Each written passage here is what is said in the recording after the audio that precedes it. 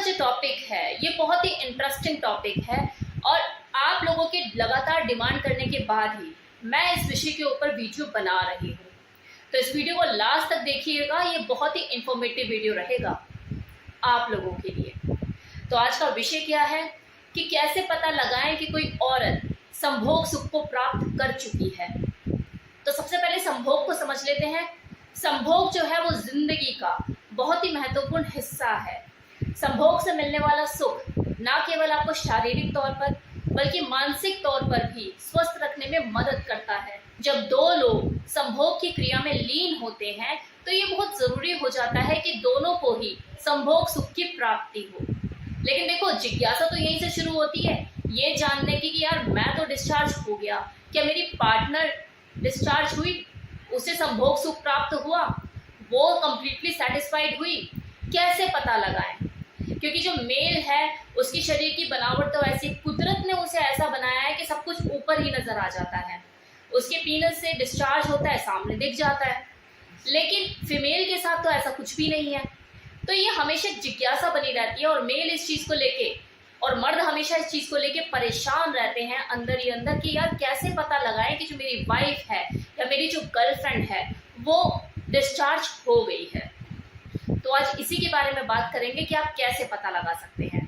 तो सबसे पहले तो आप ये समझिए कि जो औरत के शरीर की बनावट है उसे आप बदल नहीं सकते, कुदरत को आप चैलेंज नहीं कर सकते। तो जो उसे भगवान ने दिया है वो दिया है। लेकिन मैं आपको इस वीडियो में कुछ ऐसे पॉइंट्स बताऊंगी जिससे आप ये अंदाजा लगा पाएंगे कि हाँ, आपकी वाइफ या आपकी गर्लफ्रेंड डिस्चार्ज हो चुकी है।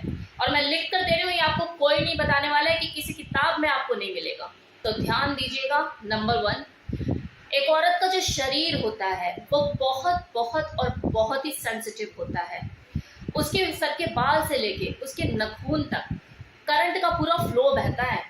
तो जब आप उसके शरीर के साथ लिपटना चिपटना शुरू करते हैं, उसके अंगों के साथ छेड़खानी करना शुरू करते हैं, तो सोचो उसकी बॉडी के अंदर कितनी सेंसिटिविटी होती होगी। उसके व्यवहार में भी काफी बदलाव आता है। आप लोगों ने खुद भी इस चीज को नोटिस किया होगा कि वो सेक्स के दौरान मोर्निंग करती है, उसकी तेज तेज सिसकारियां भी निकलती है। किसी पर्टिकुलर सेक्स पोजीशन में अगर उसे कुछ ज्यादा ही इंजॉय फील हो रहा होता है, उसको ज्यादा मजा आ रहा होता है, तो उसकी सिसकारियां भी तेज हो जाती है। उसके आंखों का खुलना, कभी बंद होना, अगर आप उसको गर्दन पे किस कर रहे हैं, उसकी गर्दन पर झूल रहे हैं, तो उसके होठों का खुलना बंद होना, तो ये सारे एक्सप्रेशन उसके चेहरे पे आपको दिखाई देंगे। तो इस तरह की एक्टिविटीज, इस तरह के हाव भाव, इस तरह के फेशियल एक्सप्रेशन ये सेक्सुअल प्ले के दौरान ही देखने को मिलते हैं। लेकिन जब कोई फीमेल क्लाइमेक्स तक पहुंच रही होती है, ऑर्गेज्म रिलीज करने वाली होती है, तो उसका जो शरीर है वो सिकुड़ना शुरू होता है, उसके अंदर बेचैनी शुरू होती है, तड़पन शुरू होती है और वो आपको अपनी तरफ खींचना शुरू करती है। उसका शरीर धीरे धीरे सिकुड़ना शुरू होगा। ये बेचैनी, ये तड़पन आपको शुरुआत में देखने को नहीं मिलेगी। मतलब जब आप सेक्स शुरू करते हैं तो शुरू के टाइम में मिड तक आपको ये देखने को नहीं मिलेगी।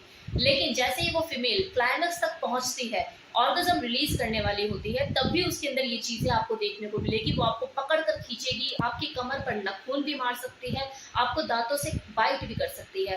और अगर आपकी जो पार्टनर है अगर वो कुछ ज्यादा ही बोल्ड है तो हो सकता है वो आपको बोलना भी शुरू करे कि थोड़ा फास्ट करो, रुको मत, तेज करो।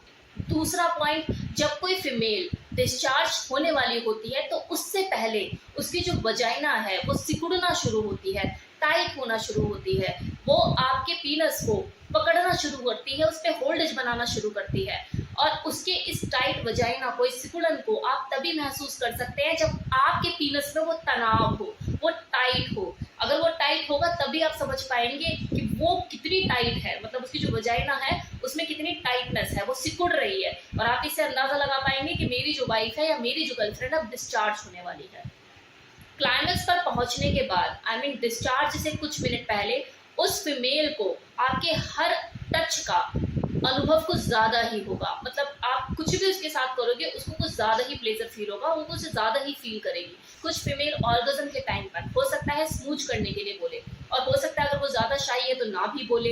ये आपको खुद समझने की जरूरत है। वो उसकी जो बॉडी है उस वक्त तड़प रही होती है, तिलमिला रही होती है, बेचैन होती है। तो तो उस वक्त सिर्फ इन आउट का गेम नहीं खेल सकते आप, मतलब वजाइनल इंटरकोर्स ही उसके लिए काफी नहीं होता, उसकी बॉडी ज्यादा डिमांड कर रही होती है। हो सकता है ये चाहती हो कि आप वजाइनल इंटरकोर्स के टाइम पर अंदर बाहर करते हुए उसको स्मूच करें, पकड़ के उसको स्मूच करते रहें, उसके बूब्स को प्रेस करते रहें। कुछ फीमेल जो कि बहुत ज़्यादा बोल्ड होती है, एक्सप्रेसिव होती है, वो तो खुद अपने पार्टनर का हाथ जो है अपने बूब्स पर रख देती है, कोई थाई पर रख देती है कि आप रगड़ते रहो रगड़ते रहो।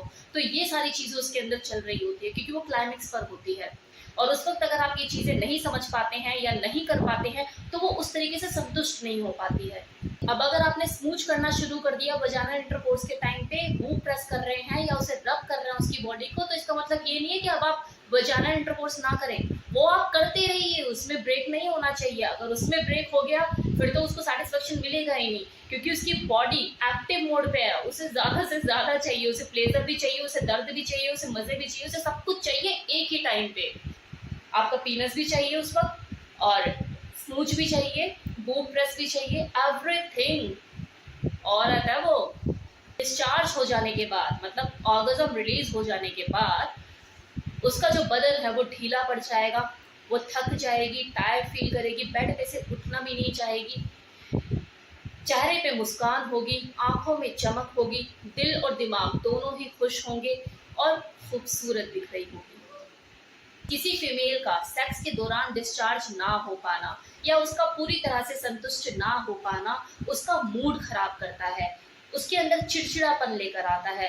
सेक्स हो जाने के बाद उसका पूरी तरह से किसी भी काम में मन नहीं लगता है, उसका माइंड भी डाइवर्ट रहता है, घर में कलेश होते हैं, वो चिड़चिड़ापन कहीं तो निकलेगा ना। लेकिन अगर उसका ऑर्गेज्म रिलीज हो जाता है, वो संतुष्ट हो जाती है, तो ये समझिए कि नेक्स्ट टाइम भी आपसे फिजिकली इंटीमेट होने के लिए खुद से ही उत्सुक रहेगी, क्योंकि उसको आपने जो प्लेजर दिया, जो टाइम लगाया उसके साथ, उसका एहसास उसे हमेशा रहता है। और ये ह्यूमन नेचर है कि जिस काम को करने में किसी इंसान को बेहद मजा आया उसे वो बार बार करना चाहेगा।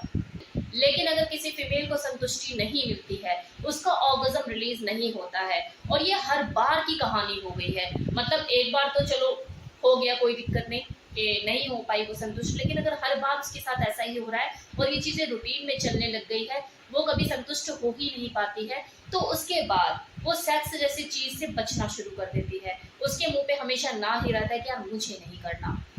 क्यों? क्योंकि बोल वो पाती नहीं है कि कहीं ऐसा ना हो कि जो मेरा हस्बैंड मुझे ही गलत ना समझने लग जाए। और होता भी है कुछ केसेस में जिनके हस्बैंड जो होते हैं नैरो माइंडेड होते हैं। अगर मान लो उसकी जो वाइफ है उसने हिम्मत करके बोल दिया कि मैं सेटिस्फाइड नहीं हो पा रही हूँ, तो पता लग रहा है कि अगला उसे यही बोल रहा है, क्या कोई और आता है कि तेरे को सेटिस्फाइड करने के लिए, किसी और से संतुष्ट होती है क्या? ये 2 बच्चे मैंने ही तो करे हैं और तू कह रही संतुष्ट नहीं हो पाती अब तू। तो ऐसे भी लोग होते हैं जिसकी वजह से वो फिर सोचते हैं कि यार चल छोड़, मैं करती नहीं हूँ, ये ठीक है, एक ब्यूटी सेक्स उनके बीच में होने लग जाता है, ऐसा भी होता है। तो यहाँ पर आपको शक करने की बजाय कुछ बातों को समझने की जरूरत है कि एक जो फीमेल बॉडी होती है वो दिखती तो सबकी एक जैसी है, लेकिन वो अंदर से एक जैसी नहीं होती है। तो हर फीमेल का जो संभोग का सुख होता है, उसका जो लेवल होता है वो भी अलग अलग होता है। कोई किस तरीके से संतुष्ट होती है तो कोई किस तरीके से संतुष्ट होती है। तो यहाँ पर आपको कम्युनिकेट करने की जरूरत है, अपनी पार्टनर से पूछने की जरूरत है, थोड़ा सा ओपन होने की जरूरत है। और दूसरा, सेक्स पोजीशन में बदलाव लाने की जरूरत है, आपको एक्सपेरिमेंटल होने की जरूरत है। और आप तो बहुत लकी हैं कि वो आपको खुद से आकर बोल रही है कि मैं सेटिस्फाइड नहीं हो पा रही हूँ, बजाय वो कोई दूसरा रास्ता अपनाए। इनफैक्ट वो आपसे बोल भी इसलिए रही है क्योंकि वो शायद जानती है इस चीज को कि आप काबिल हैं, इसीलिए वो आपसे एक्सपेक्ट कर रही है। क्योंकि एक्सपेक्टेशन, उम्मीदें उसी से होती हैं जिससे लगता है कि हाँ ये कर सकता है और अच्छा।